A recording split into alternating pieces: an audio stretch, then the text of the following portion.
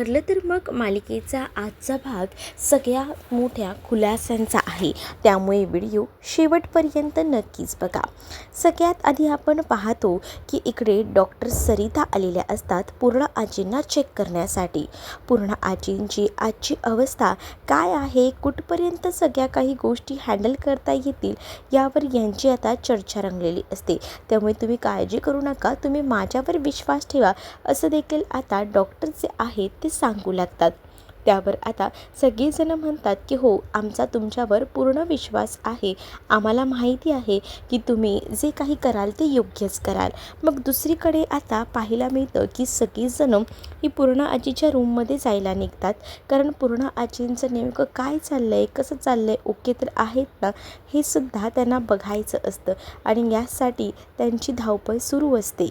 पूर्ण आजी बेडरूममध्येच त्यांच्या आता असतात आणि जेव्हा त्यांच्या बेडरूममध्ये असतात ना, तेव्हा त्या जपमाळ घेऊन बसलेल्या असतात. जेव्हा त्या जपमाळ घेऊन बसतात तेव्हाच ना तिथे आता पूर्ण आजींच्या समोर डॉक्टर सरिता येतात. डॉक्टर सरितांना आलेलं पाहून ना पूर्ण आजी आता म्हणू लागतात की आज पण आलात का तुम्ही, आज पण तुम्ही आलाच आहात तर माझ्यासोबत गप्पा माराल ना. मला त्या दिवशी तुमच्यासोबत गप्पा मारून जरा बरं वाटलं होतं, असंही आता पूर्ण आजी जी आहे ती बोलत असते. त्यावर पूर्ण आजीला त्या म्हणतात की हो हो, आज पण मी तुमच्याशी गप्पाच मारायला आली आहे. मग त्यांच्या गप्पा ज्या आहेत त्या सुरू होतात. पूर्ण आजी म्हणत असतात की बोला, आज कुठून सुरुवात करायची आहे. तेव्हाच मग पूर्ण आजींना त्या डॉक्टर म्हणतात की मला सांगा, ही कोण आहे. त्या खरं तर सायलीकडे बघून बोलत असतात. अहो, ही माझी तन्वी, मी तुम्हाला म्हटलं नव्हतं का, माझी नात हीच आहे ती. आणि मग मग विचारलं जातं, बाकी या घरातले बाकीच्यांची ओळख मला करून द्या, हे लोक कोण आहेत. त्यावर तुम्ही माझ्या स्मरणशक्तीची परीक्षा घेताय का, थांबा, तुम्ही मला काहीच विचारू नका, मीच तुम्हाला सगळं काही सांगते. असं करून आता पूर्ण आजी ज्या आहेत ना त्या एक एक गोष्ट आता सांगू लागतात. म्हणजेच हा माझा मुलगा प्रताप, ही माझी सून आहे कल्पना, त्यासोबत ही आमची नात अस्मिता, त्याचसोबत इकडे उभा असतो अश्विन, हा माझा नातू आहे, असं देखील आता सांगितलं जातं. मग ही कोण आहे सांगा बरं. ही तन्वी आहे, सांगितलं ना मी तुम्हाला. अहो, ही तन्वी आहे कारण हिच्यामध्ये मला माहिती आहे ना सगळ्याच गोष्टी तशाच आहेत. मग सायली कुठे आहे, अर्जुनची सायली ना तिच्या वडिलांची तब्येत ठीक नाही आहे ना, म्हणून ती त्यांच्याबरोबर हॉस्पिटलमध्ये आहे, असंही आता पूर्णाजी सांगत असते. पूर्णाजीने असं सांगितल्याबरोबर इकडे सगळेजणं विचार करू लागतात की नेमकं पूर्ण आजी कोणाला इमॅजिन करते ना या सगळ्यामध्ये. मग जेव्हा या सगळ्या काही गोष्टी होतात तेव्हा आता पूर्ण आजी म्हणत असतात की खरं तर ना अर्जुनची बायकोसुद्धा एकदम व्यवस्थित आहे. मग आता त्यांच्याकडे फोटो असतो, तो म्हणजे प्रियाचा. आता प्रियाला ते ओळखतायत का, काय म्हणून ओळखतात हे जाणून घ्यायचं होतं आणि त्याचसाठी आता मग सांगितलं जातं की बघा हा फोटो बघा आणि तुम्ही सांगा की ही नेमके कोण आहेत ते, म्हणजे आम्हाला समजेल ना. मग तेव्हाच ना आता बघितलं जातं आणि जेव्हा या सगळ्या काही गोष्टी दाखवल्या जातात तेव्हा मात्र ही मुलगी माझ्या डोळ्यासमोरही नको आहे. आताच्या आता हिचा फोटो माझ्या नजरेसमोरून घेऊन जा, असं देखील आता पूर्ण आजी बोलत असते. पूर्ण आजीला तिचं नाव नाही आठवत असतं, पण ही वाईट आहे हे कळलेलं असतं, म्हणून पूर्ण आजीने तिचा फोटो वगैरे सगळं काही फेकून दिलेलं असतं. आणि तेव्हाच ना पूर्ण आजीच्या हातात तिथे ग्लास असतं ते सुद्धा खाली पडतं. सगळ्या पाण्याचा चिखल होतो. पूर्ण आजींना आता कसं शांत केलं जात असतं. पूर्ण आजींना सांगितलं जातं की ठीक आहे, पण तू आता इतका विचार करू नकोस, शांत हो. मग आता पूर्ण आजीला सगळीजण रूममध्ये ठेवतात आणि बाहेर जातात, कारण डॉक्टरांसोबत त्यांना आता बोलायचं असतं. तर जेव्हा इथे सगळीजण बाहेर जातात ना तेव्हा आता इकडे मात्र डॉक्टरांना सगळ्या काही गोष्टी आता विचारल्या जातात की नेमकं कसं आहे काय नाही. मग आता जेव्हा विचारलं जातं डॉक्टरांना तेव्हा म्हणतात की आता पूर्ण आजीची सिच्युएशन आहे ती पाहता की आता पूर्ण आजी ज्या आहेत ना त्या नॉर्मल आहेत, ओके आहेत, थोडा वेळ आपल्याला द्यायला हवा. थोडा वेळ जर आपण दिला ना तर सगळ्या काही गोष्टी नीट होतील. म्हणजे थोड्या गोष्टींवरनं मला असं वाटतं आहे ना की आपण जी काही ट्रीटमेंट करतो आहे ती पॉझिटिव्ह वेने करतो आहे आणि तशीच करत राहायला हवी. कारण जेव्हा या सगळ्या गोष्टी व्यवस्थित होतील ना तेव्हाच आपल्याला या प्रोग्रेसमध्ये पुढे जाता येईल. तुम्ही काळजी करू नका, आपली ट्रीटमेंट योग्य मार्गावर चालली आहे. म्हणजे बघा, त्या मुलीचं नाव काय हे माहीत नाही आहे, पण ती मुली वाईट आहे हे पूर्ण आजींना कळते. मग आपण हळूहळू सायली ही तन्वी नाही आहे हे सुद्धा त्यांना पटवून देऊ. त्याच्यामध्ये थोडा त्यांना त्रास होईल, पण तुम्ही माझ्यावर विश्वास ठेवा, या सगळ्या गोष्टी ज्या आहेत ना त्या नक्कीच आपण बरोबर करूया असं देखील आता सांगितलं जातं. एवढ्या सगळ्या जेव्हा गोष्टी सांगितल्या जातात ना तेव्हा मात्र आता सगळ्यांचाच डॉक्टर सरितावर विश्वास असतो. डॉक्टर सरिता म्हणतात की चला आता मला निघायला हवं, कारण माझे ऑलरेडी पेशंटसुद्धा खूप जास्त आहेत आणि त्यामुळे मी वेळात वेळ काढून इथपर्यंत आले होते. सॉरी, पण मला जावं लागेल असं देखील डॉक्टर सरिता ज्या आहेत त्या बोलतात. आणि मग काय अश्विन म्हणतो की ठीक आहे, चला मी तुम्हाला बाहेरपर्यंत सोडायला येतो, पण तुम्ही इमर्जन्सीला आमच्याकडे प्रत्येक वेळेला येतात त्यासाठी खरंच थँक्यू असं देखील आता सांगितलं जातं. तेव्हाच ना दुसरीकडे आता पाहायला मिळत असतं की डॉक्टर जेव्हा तिकडनं निघून जातात तेव्हा सगळीजणं तिथेच बसलेली असतात, गप्पा मारत असतात. आणि जेव्हा गप्पा मारत असतात ना तेव्हा मात्र त्यांचं हेच सुरू असतं की कसं काही झालं तरीसुद्धा आपण जे आहे ते पूर्ण आजींना ठीक करण्यामध्ये प्रयत्न तर यशस्वीरित्या करतोय असं कुठेतरी त्यांना फिलिंग येत असतं. आणि तेव्हाच ना ते भरून गेलेले असतात. तर दुसरीकडे आता पाहायला मिळतं की कल्पना म्हणत असते की हा सगळ्यांना अर्जुन आणि सायलीच्या बाळाचा पायगुण आहे. म्हणजे बघा ना, आता आपल्याला किती चांगली गुड न्यूज मिळाली ना, पूर्ण आजी लवकरच बऱ्या झाल्या ना की सगळ्या काही गोष्टी चांगल्या होतील. इकडे आता अर्जुनने येताना सोबत ना काही फुलं आणलेली असतात प्रतिमाकडनं निशिगंधाची. आणि मग तो सायलीला सांगत असतो की बायको इथे बस ना, ये बस आणि या फुलांचा सुगंध घे, म्हणजे बघ तुला बरं वाटतंय का. मग आता सायली त्या फुलांचा सुगंध घेऊ लागते. सायलीने त्या फुलांचा सुवास घेतल्याबरोबर ना सायलीला ते फुलं वासानेच खूप चांगलं वाटतं. म्हणजे तिला जे मळमळत असतं, तिला ज्या काही उलट्यांचा त्रास होत असतो तो सुद्धा चक्क थांबलेला असतो. आणि जेव्हा ह्या सगळ्या काही गोष्टी थांबतात ना तेव्हा जाऊन कुठेतरी बरं वाटू लागतं. मग इकडे हे सगळेजण म्हणतात की अरे च्छा, किती चांगलं झालं हे सगळं, म्हणजे लगेच थांबलंसुद्धा, हे किती बरं आहे ना. अर्जुन तर आता उड्या मारायलाच लागतो. अर्जुन जसा आता उड्या मारतो ना तसं आता इकडे सगळीजणं अर्जुनकडे पाहत राहतात. मग आता अर्जुन म्हणत असतो की एकंदरीत हे बरं झालं ना, आपण प्रयत्न करत होतो की सायलीचं हे मळमळणं थांबायचं, पण निशिगंधाची फुलं म्हटल्यावर बापरे. मग आता कल्पना आणि अस्मिता बसलेली असतात, तर अस्मिताही सांगते मी आपल्या फुलवाल्याला सांगून ठेवणार आहे की निशिगंधाची फुलं जी आहेत ना ती आम्हाला दररोज जायची. त्यासोबत प्रतिमा आत्याने निशिगंधाच्या फुलाचं जे रोप असतं ते सुद्धा दिलेलं असतं अंगणामध्ये लावायला, जेणेकरून सायलीला रोज फुलं भेटतील. आणि जर फुलं ती नाही भेटली तर फुलवाला आहेच की ती फुलं देऊन जायला. तेवढ्यातच प्रतिमा आत्यांचा कॉल आलेला असतो. प्रतिमा आत्यांचा जेव्हा कॉल येतो तेव्हा सायलीबद्दल विचारलं जातं, काय आता बरं वाटतंय का, निशिगंधांच्या फुलांचा काही उपयोग झाला का. तेव्हा सायली सांगत असते की हो प्रतिमा आत्या, खरंच थँक्यू, मला इतका त्रास होत होता ना, पण निशिगंधाचा फुलांचा सुगंध घेतला ना तेव्हा कुठे जाऊन मला बरं वाटलंय. आता खरंच ना मी रिलॅक्स झाले असंही आता ती म्हणत असते. पण तेव्हाच इकडे अस्मिता आणि कल्पना बोलत असतात. जनरली आईला जे काही प्रेग्नन्सीमध्ये त्रास होतात ना तेच मुलीलाही होत असतात. मग इकडे सायलीचं आणि त्याचसोबत प्रतिमाचं नातं हे कधी कधी अजबच वाटतं. म्हणजे जो काही त्रास प्रतिमाला झाला होता तसाच त्रास सायलीलाही होतोय. आणि मग आता इकडे प्रतिमा आत्या बोलतात की हो, माझी आणि सायलीची कुठेतरी मला वाटतं की नाळ बांधली गेलेली आहे आणि ते अगदीच बरोबर वाटतंय मला. मग इथे सायलीसुद्धा विचार करत असते, कसं ना म्हणजे प्रतिमा आत्यांना ज्या गोष्टींमधून त्रास होत होता त्या सगळ्या काही गोष्टी ज्या आहेत त्या घेतल्यानंतर मला का बरं वाटतं, हा विचार ना आता ती करत असते. दुसरीकडे पाहायला मिळतं कल्पना आणि त्याचसोबत अस्मिता या दोघांनाही संशय आलेला असतो. त्यांनाही बरोबर कळत असतं की काहीतरी चुकते. म्हणजे जसे प्रतिमा आत्यांचे जे काही डोळे असतात, जे काही सिम्पटम्स असतात ते सगळे सायलीचे सुद्धा असतात. मग आता प्रतिमा आत्या म्हणतात की मी तुम्हाला भेटायला येणार आहे, हे असं फोनवर बोलून चालणार नाही आहे. मग सायलीला आता कल्पना सांगत असते की जा जरा रूममध्ये जाऊन आराम कर, म्हणजे तुला बरं वाटेल. असंच इथे तात्कळत बसू नको हे देखील तिला आता सांगितलेलं असतं. आणि म्हणूनच मग आता ती लगेचच बेडरूममध्ये जाऊन आराम करायचं ठरवते. इकडे आता अस्मिता आणि त्याचसोबत कल्पना या दोघीही जणी त्याच विषयावर बोलत असतात. म्हणजेच त्यांनाही तोच प्रश्न पडलेला असतो की हे सगळं कसं काय पॉसिबल आहे. प्रत्येक गोष्टी प्रतिमा आणि सायलीच्या मॅच कशा काय होतात हा मोठा प्रश्न असतोच आणि तो पडलेला असतो. इकडे असणाऱ्या सायलीलासुद्धा. सायली ही आता बेडरूममध्ये असते.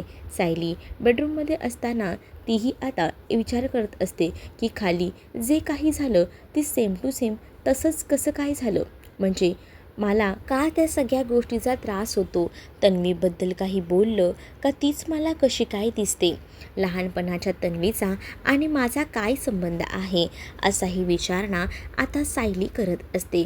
आणि सायली जेव्हा ह्या सगळ्याचा विचार करते तेव्हा तिच्या ही गोष्टसुद्धा लक्षात येते की आता खाली बोललेलं अस्मिता आणि कल्पनाने म्हणजे प्रेग्नन्सीमध्ये आई ज्या पद्धतीनं करते त्याच पद्धतीने मुलीचेसुद्धा सगळे गुण असतात. म्हणजे माझ्या वेळेला जो त्रास झाला होता तोच अस्मिताच्या वेळेलासुद्धा झाला होता.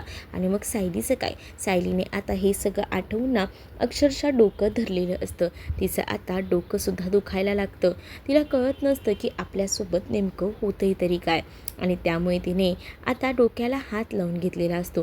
ती विचार करते की काही झालं तरीसुद्धा माझा आणि तन्वीचा काय संबंध आहे. मला सारखं सारखं तेच का आठवत राहते असाही विचार ना तिच्या डोक्यामध्ये येऊ लागलेला असतो. आणि मग ती तो विचार करून कपाटातून लगेचच फोटोज बाहेर काढते.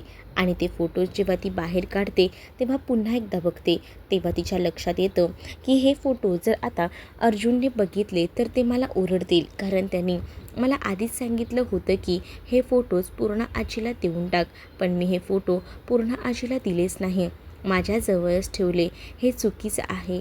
मग आता ती फोटो बघत असताना तिला पुन्हा तो प्रसंग आठवतो झाडामागचा. मग ती विचार करते की त्या दिवशी मला हीच मुलगी दिसली होती. पण मला हे सगळं असं फुसटचं ब्लरचं का दिसतं. काय आहे या सगळ्यामागे. या तन्वीचा आणि माझा काय संबंध येतो. मग हा विचार करत असतानाच तिच्या हातात ना ते त्याच्यातले 2-3 फोटोज जे आहेत ते खाली पडतात. आणि ते इन्व्हलपसुद्धा. मग आता ती खाली वाकणारच असते ते उचलायला. तेच आता अर्जुन तिथे येतो. आणि अर्जुन सायलीला म्हणत असतो की सायली थांब. मग आता सायली म्हणत असते की काय झालं. अहो एवढं वाकलं तर काही नाही. पण आता नाही. मॉमने आधीच सांगितलं आहे की तुला वाकायला द्यायचं नाही. मग तुला मी कसं काय वाकायला देईन. नाही हां. आणि असं बोलून तो आता इथे सायलीला समजावत असतो. आणि सायलीला म्हणतो की तू हे फोटो तुला मी म्हटलं होतं ना पूर्ण आजीला देऊन टाक. मग ते फोटो तू का ठेवलेस अजून. त्यावर सायली सांगते की हो तुम्ही मला म्हटलं होतं पण या फोटोचा मला नाही आहे त्रास. आणि तुम्हाला सांगू का जर हे फोटो मी पूर्ण आजीला द्यायला गेले तर पूर्ण आजी उलट मलाच विचारणार की काय गं हे फोटो तुला तुझ्याकडे ठेवायला काय प्रॉब्लेम येतोय. कारण हे तुझेच फोटो आहेत ना. मग ते पुन्हा ते वाढणार. त्यापेक्षा राहू दे.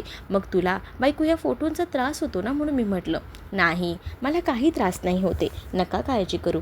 असं देखील आता सायली जी आहे ती बोलत असते. मग अर्जुनला ती घट्ट मिठी मारते. ती आता मनातल्या मनात विचार करते की खरं तर हे सगळं काही मला खूप हवंहवंसं वाटतं. या सगळ्या काही गोष्टी ना मला एकदम आवडतात. आणि म्हणूनच तर हे फोटो मला माझ्याजवळ ठेवून घ्यायचेत. कुठेतरी मला असं वाटतं की ह्या सगळ्याचा माझ्याशी काहीतरी संबंध आहे. असाही विचार ती आता मनातल्या मनात करत असते. त्यानंतर आता अर्जुन बोलत असतो की बायको फक्त तुला सांग काय हवं आहे. सगळं काही तुझ्यासाठी हजर करेन मी. मग आता ती म्हणते की माझं ना जरा डोकं दुखते. मी ते डोक्याला जरा बाम लावते म्हणजे मला बरं वाटेल. त्यावर अर्जुन म्हणतो डोक्याला त्रास होतोय थांब मी तुझं डोकं दाबून देतो. सायली म्हणत असते की काय होतं मी करेन ना. पण आता अर्जुन ऐकत नसतो. अर्जुन म्हणतो की नाही मी असताना तो जराही त्रास करून घ्यायचा नाही. आणि तो सायलीला बसवतो आणि स्वतः तिचं डोकं दाबून देतो. आणि जेव्हा तो सायलीचं डोकं दाबून देत असतो ना तेव्हा सायलीला खूप जास्त रिलॅक्स वाटतं. ती आता एकदमच धन्य झालेली असते. एकदम रिलॅक्स एकदम मस्त फिलिंग येत असते तिला. दुसरीकडे आता दुसऱ्या दिवशी सकाळी सगळीजणं हॉलमध्ये बसलेली असताना तिथे आता प्रतिमा आणि त्याचसोबत रविराज आलेली असतात. तेव्हा समोरच कल्पना आणि प्रताप असतात. तर रविराज मुद्दामून काय मग आजी आजोबा असं म्हणून त्यांना चिडवू लागतात. मग आता खरं तर आम्ही सायलीला भेटायला आलोय. प्रतिमाला यायचं होतं पण ती सुद्धा नाही आली. का तर ती माझी वाट बघत बसली. तिलाही वाटलं की एकदमच जावं. खरं तर माझं ना एक काम होतं, त्यासाठी मी बाहेर गेलो होतो. मग तिला म्हटलं की आपण एकदमच जाऊया. तिला राहवत नव्हतं म्हणून आजच आलो. प्रतिमाने येताना मिठाईसुद्धा आणलेली असते. सायलीला आल्या आल्या प्रतिमाने घट्ट मिठी मारलेली असते. सायली आणि अर्जुन आता डॉक्टरांकडे गायण्याकडे जायला निघालेले असतात. कारण अर्जुनने आता ठरवलेलं होतं सायलीच्या सगळ्या सुखादुःखात सामील व्हायचं. मग तिला ही जी प्रेग्नन्सी जी जर्नी आहे सायलीची तीसुद्धा त्याला सोबत एन्जॉय करायची होती आणि म्हणूनच तो आता तिला डॉक्टरांकडे घेऊन जायला निघालेला होता.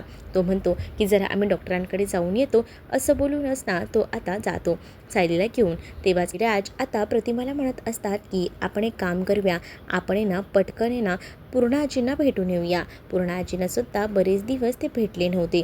इकडे आता अस्मिता ना मोबाईलवर शॉपिंग करत असते आणि तेव्हाच ना तिला बाळासाठी रोलर घ्यायचा असतो आणि तिने ऑनलाईनमध्ये तो बघितलेला असतो. ती आता कल्पनाला दाखवते, हे घेऊ का ग मी माझ्या बाळासाठी. कल्पना म्हणते की तू कोणती गोष्ट बघितलीस आणि घेतलीच नाही असं आहे का, घे ना, विचारतेस काय, असंही आता ती तिला म्हणत असते. मग जेव्हा ती पेमेंट करायला जाते ना तेव्हा तिचं पेमेंट कॅन्सल होतं, म्हणजेच डेडलाईन होतं आणि ते झाल्यामुळे तिला आता समजतं की हां बरोबर कसं पेमेंट होणार, कारण पेमेंट झालंच नसणार, कारण अकाउंट बंद केलं होतं ना सचिनमुळे. म्हणूनच तर आता तसा विचार ती करू लागते. त्याच वेळेला इकडे सचिन जो आहे ना तो आता देशमाने वकिलांसोबत असतो. कारण त्याला आज काही झालं ना तरीसुद्धा महिपतची सुटका करायची होती आणि महिपतची सुटका करण्यासाठीच तो देशमाने वकिलांना काही पॉईंट्स समजावून सांगत होता. आणि तो म्हणत होता की तुम्हाला सांगितलेल्या गोष्टी समजतायत ना, या अशाच आपल्याला करायच्या आहेत. आणि जेव्हा या सगळ्या काही गोष्टी सांगितल्या जातात तेव्हा आता इकडे चैतन्यही नेमका तेव्हाच तिथे आलेला असतो आणि चैतन्यही तेव्हाच जेव्हा तिथे येतो ना तेव्हा तो त्याच्या कामासाठी खरं तर आलेला असतो. आणि कामासाठी आलेला असताना इकडे तिकडे बघतो तेव्हाच ना तो आता फक्त त्याच्या कामाचं निरीक्षण करत असतो. कारण त्याला आजूबाजूला सचिन वगैरे आहे ना हे काही केलं तरी दिसत नसतं. तेव्हाच ना दुसरीकडे अस्मिताने जो स्टोलर ऑर्डर केलेला असतो तो कॅश ऑन डिलिव्हरीच्या पेमेंटसाठी आलेला असतो. मग ती आता त्यासाठी कॅश ऑन डिलिव्हरीचं पेमेंट करायला जाते तर तिच्या पाकिटात फक्त 1000 रुपये असतात. तिला जे रक्कम द्यायची असते तेवढी रक्कम तिच्याकडे नसते. मग आता तुम्हाला हे नाही होते तर तुम्ही ऑनलाईन पेमेंट करा असं देखील तो माणूस म्हणतो. पण ती म्हणते की सॉरी पण माझ्याकडे पैसे नाही. त्यावर तो डिलिव्हरी बॉय जो आहे ना तो आता ओरडू लागतो आणि म्हणत असतो की काय हे, म्हणजे तुम्ही ऑर्डर केलं, जर तुमच्याकडे पैसे नाही आहेत तर तुम्ही ऑर्डर करायचंच कशाला ना, असं बोलून तो तिला टोमणे मारू लागतो. मग आता अस्मिताला कळतं की खरंच ना आपल्याकडे पैसे नाही आहेत, आपण हे सगळं काही काय करून बसलो आहे. तर दुसरीकडे आता अस्मिता तर निघून जाते. तेव्हा सायली अर्जुनला तो डिलिव्हरी बॉय भेटतो आणि मग त्या डिलिव्हरी बॉयला सायली अर्जुन विचारतात की काय झालं आहे करून. मग तेव्हाच ना सायली अर्जुनला तो सांगतो की त्या बाईने बाळासाठी स्टोलर ऑर्डर केला पण पैसे नाहीत म्हणते आणि घेतला नाही. मग पैसेच नव्हते तर का घ्यायचं, एकतर त्या बंगल्यात एवढ्या मोठ्या राहते आणि म्हणते की पैसे नाही आहेत, काय बोलावं या माणसात, असंही आता तो बोलत असतो. सायली अर्जुनला कळतं की अस्मिताताईंकडे आता बाळासाठी सुद्धा थोडेफारही पैसे नाही आहेत. मग आपण काहीतरी विचार करायला हवा. अस्मिताताई स्वतःहून आपल्याकडे पैसे मागणारच नाही आहेत, म्हणजे जर बाळासाठी थोडंफार काही नसेल ना तर आपण लक्ष द्यायला हवा. आपण या सगळ्यामध्ये विसरून गेलो आहे. मग सायली अर्जुन दोघंही जण एकमेकांकडे बघतात आणि हसतात. मग सायली म्हणते की तुम्ही जो विचार करताय तोच मीही करते आणि मी जो विचार करते तोच तुम्ही करताय, बरोबर ना. अर्जुनही हो म्हणतो. दुसरीकडे आता अस्मिता रूममध्ये गेलेली असते. रूममध्ये गेल्यानंतर ना ती आता बाळ रडू लागतं म्हणून बाळाला पाळण्यातून बाहेर काढते. बाळाला शांत करत असते. एकतर तिच्या डोक्यात ना एक नाही अनेक विचार सुरू असतात. तिला कळत नसतं की कसं सगळं काही मॅनेज करावं, तिचं डोकं काम करत नसतं. त्यातच ना आता ती बाळाला कसं शांत करायचा प्रयत्न करत असते. त्यात बाळाने सुसू केलेली असते. मग डायपर त्याचा चेंज करायचा असतो आणि मग ती बाळाला पाळण्यातून काढते असते बेडवर ठेवते. बेडवर बाळाला ठेवल्यानंतर ती आता म्हणत असते की काय होतं आहे तुला बाळा, थांब मी तुझं डायपर चेंज करते. आणि मग ती जेव्हा कपाट ओपन करते तेव्हा त्या कपाटात फक्त एक डायपर असतं. ती विचार करते की काय, फक्त एकच डायपर आहे, कसं होणार आहे आता माझं पुढचं, माझ्याकडे तर पैसेसुद्धा नाही आहेत, मग कशा गोष्टी मॅनेज होतील असाही विचार ना आता ती करू लागते. आणि तेव्हाच तिला आता समजत नसतं, पण तिने आता ठरवलेलं असतं की तिच्या बाळासाठी आणि तिच्यासाठी काहीतरी तिला काम करावं लागणार आहे. कारण प्रत्येक वेळेला बाबांवर अवलंबून चालणार नाही. एवढे दिवस बाबांनी मला न मागता सगळं काही दिलं आहे, पण आता नाही, आता मला स्वतःसाठी बाळासाठी काहीतरी करावं लागेल असाच विचार ती करते. इथे सचिन देशपांडे वकिलांसोबत बोलत असतो आणि त्याला सांगत असतो की काही झालं तरी महिपतची सुटका आजच्या आज व्हायला हवी. आणि नेमकं चैतन्यने लांबून सचिनला पाहिलेलं असतं. जसं आता चैतन्य सचिनला पाहतो तेव्हा मात्र चैतन्य बघत असतो आणि म्हणतो की अरे च्छा, हा इथे आहे, पण हा तर सचिनच आहे आणि हा देशपांडे वकिलांसोबत काय बोलतोय हा विचार चैतन्य करतो. आणि चैतन्याने ना आता तिथे उभं राहून ना सगळं काही बोलणं जे आहे ना ते ऐकलेलं असतं. आणि त्यावर ना चैतन्याला कळतं की सचिन देशपांडे वकिलांसोबत महिपतला सोडवण्यासाठीचे प्रयत्न करतोय. त्याला आता एक हिंट लागलेली असते. पण आता ही गोष्ट अर्जुनला सुद्धा सांगायला हवी. पण आता जर महिपतची जी बेल मंजुरी आहे ती आजच्याच या सगळ्या निकालामध्ये लागणार होती, पण आता अर्जुनला कसं सांगणार, काय सांगणार हा विचार देखील ना इकडे असणारा चैतन्य करत असतो. कारण एकदा महिपतची सुटका झाली तर महिपत जरी आता चांगला वागत असला तरी सुद्धा बाहेर आल्यानंतर त्याचे ते गुण उधळायचे ते उधळणारच आहे तो.